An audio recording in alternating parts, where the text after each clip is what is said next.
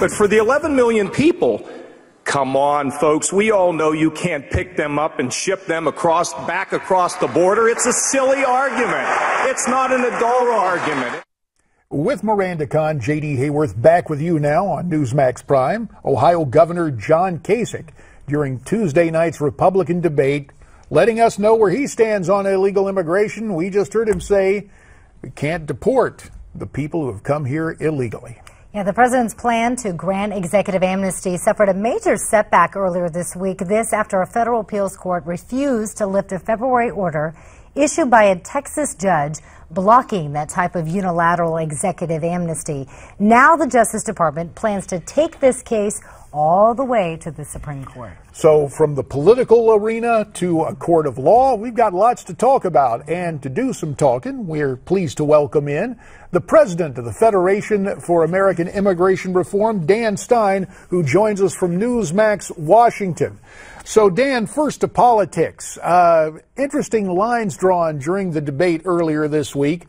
Who do you think has the best strategy to deal with our porous borders? And is it time to compassionately reunite families in their country of origin?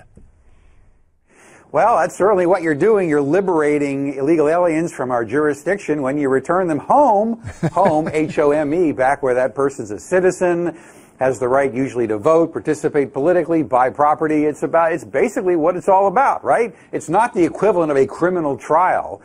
But, you know, Donald Trump is raising some important issues. He talked about Dwight Eisenhower and the operation, he called it wetback, that's what they called it in 1954. But it raises the very important question of whether a president could actually accelerate deportations fast enough, and the question is, why not? Well, you know, the law has changed a lot since 1954, obviously. Immigration is supposed to be a civil proceeding, a summary proceeding. It's supposed to happen very quickly. We should have deportation hearings. It all ought to happen within 48 hours. But now, you know, every alien who comes here illegally gets all these bites at the apple procedurally. It's like O.J. Simpson's procedural process, like a murder trial, the equivalent of a civil deportation proceeding. So if a president even wanted to accelerate to, say, do 5 million deportations in a year, you know, the process takes a long time and taxpayers pay cost and the aliens disappear within our society. So we should use this opportunity to say, hey, why is it we can't expeditiously find, apprehend, and remove illegal aliens right now? Dan, you mentioned the law has changed a lot over the years. The Supreme Court has sided, for the most part, with the Obama administration. Do you fear that that will be the case with this decision on amnesty?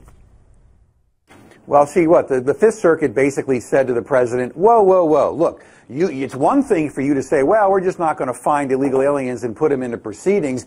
It's another thing to give them American jobs, work authorization, work documents, our American jobs, no legal authority under the law. The Obama administration tried to convince the Fifth Circuit that Congress basically gave him the authority to admit illegal aliens without limit, to give out work documents, American jobs without limit, and the Fifth Circuit said, well, wait a minute, no. You're trying to make an argument based on prosecutorial discretion. You know, you don't have the resources to find people. That's a lot different from giving out benefits, our benefits, and driver's licenses and work documents. So in the end, the injunction stands. And it will be very interesting because now it's being thrown into the political arena. It gives all the Republican candidates running room to beat Hillary Clinton over the head because, you know, she said, I'm going to go bigger. Bernie Sanders, I'm going to go bigger. If you think Obama was a unilateral despot, king, I'm going to do more. And now the Republicans have a lever to beat them over the head. It's a very important decision politically as well. 20 seconds. Is Jeb Bush done? Is he finished politically? Well, we've seen one Republican candidate after another run into the political buzzsaw of immigration, illegal immigration. John Kasich, Jeb Bush, they keep doubling down on the idea, well, we just can't do it, we can't enforce the laws. Clearly, Jeb Bush's positions have hurt him politically, damaged him perhaps irreparably, and Marco Rubio is trying to salvage Florida. All of his repositioning right now is he's trying to salvage Florida. And, of course, Donald Trump and Ted Cruz, they're not going to let Rubio get away with it. It's an exciting time on immigration politics. And we'll stay tuned, and we'll be calling on you in the not-too-distant future. Once again, Dan Stein, we thank you for checking in from Newsmax, Washington. You heard what Dan had to say. What do you think about it? We'd love to hear from you. Send us your comments. NewsmaxTV.com/comments. And we'll be right back.